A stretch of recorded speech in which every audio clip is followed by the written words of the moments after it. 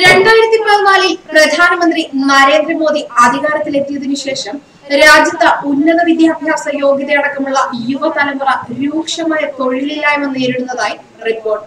അധികാരത്തിലെത്തിയ ശേഷം make in India പദ്ധതിയിലൂടെ 2022ഓടെ രാജ്യത്ത് 10 കോടി തൊഴിലവസരങ്ങൾ ഒരുക്കുമെന്ന് പ്രഖ്യാപിച്ചിരുന്നുവെങ്കിലും പദ്ധതിക്ക് കാര്യമായ വളർച്ചയില്ലെന്ന് ഒരു അന്തർദേശീയ മാധ്യമം തയ്യാറാക്കിയ റിപ്പോർട്ടിൽ പറയുന്നു. 2014 സ്വാതന്ത്ര്യദിന പ്രസംഗത്തിലായിരുന്നു പ്രധാനമന്ത്രി മേക്ക് ഇൻ ഇന്ത്യ പദ്ധതിയിലൂടെ തൊഴിലുകൾ വാഗ്ദാനം ചെയ്തത്. എന്നാൽ 4.5 വർഷത്തിനിപ്പുറം തൊഴിലില്ലായ്മ നേരിടുന്നവരുടെ എണ്ണം നാൾക്കുനാൾ കൂടിയതല്ലാതെ കുറവ് വന്നിട്ടില്ല.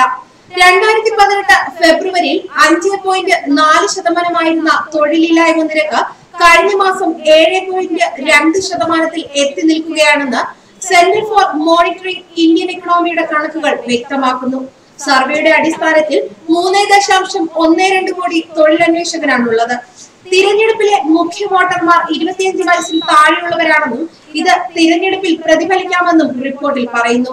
എഞ്ചിനീയറിംഗ് കോഴ്സുകൾ ഉൾപ്പെടെ പഠിച്ചിറങ്ങുന്നവർക്ക് ചെറിയ ജോലികൾ കൊണ്ട് തൃപ്തിപ്പെടേണ്ട സാഹചര്യമാണ് ഇന്ത്യയിലുള്ളത്.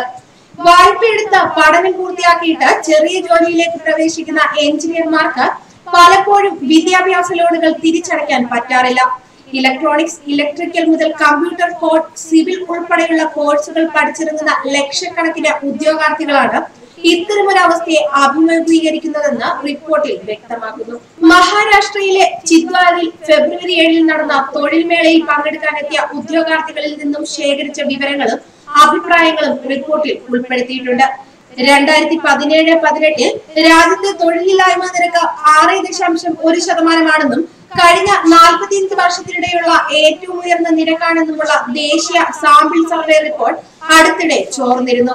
ദേശീയ സാമ്പിൾ സർവേ ഓഫീസിന്റെ റിപ്പോർട്ട് കൃത്യത പരിശോധിക്കണമെന്ന് കാട്ടി ഡിസംബറിൽ സർക്കാർ തടഞ്ഞുവെച്ചിരുന്നു. ഈ റിപ്പോർട്ടാണ് ജനുവരിയിൽ ചില മാധ്യമങ്ങൾ പ്രസിദ്ധീകരിച്ചത്. നോട്ട് അസാധുവാക്കൽ, ഉയർന്ന മൂല്യമുള്ള നോട്ടുകളുടെ വരവ്, ചരക്കു സേവന നികുതി എന്നിവ 2018 മാത്രം 1.1 കോടി ആളുകൾക്ക് തൊഴിൽ നഷ്ടപ്പെടുത്തിയെന്ന ജനുവരിയിലെ CMIE റിപ്പോർട്ട് കാണിക്കുന്നു. ദശലക്ഷക്കണക്കിന് ചെറു വ്യവസായങ്ങളെ ഇത് ബാധിച്ചെന്നും വ്യക്തമാക്കുന്നുണ്ട്.